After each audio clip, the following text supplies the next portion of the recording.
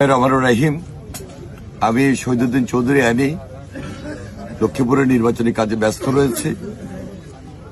এর মধ্যে আমি শুনতে পেলাম যে আমার নির্বাচনী কাজে ব্যস্ত যে গাড়ি, সে গাড়ি চেক করেছেন।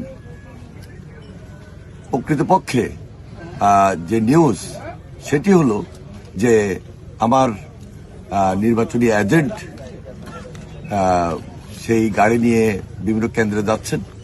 সেখানে আমার যে ব্যয়, তার মধ্যে 15 লক্ষ টাকা কেন্দ্র ওয়াইজ দেওয়ার জন্য যে আমার নিয়োজিত দায়িত্বে ছিলেন,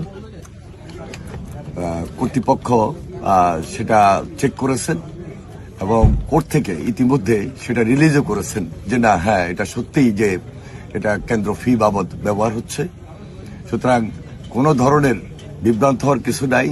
যারা এটা নিয়ে নিউজ করছেন, আমি মনে করি সম্পূর্ণভাবে উদ্দেশ্যমূলক এবং বিভ্রান্তিমূলক আমার ইমেজকে ক্ষুণ্ণ করার জন্য এই ধরনের নিউজ ছাপাচ্ছেন বা নিউজ করছেন।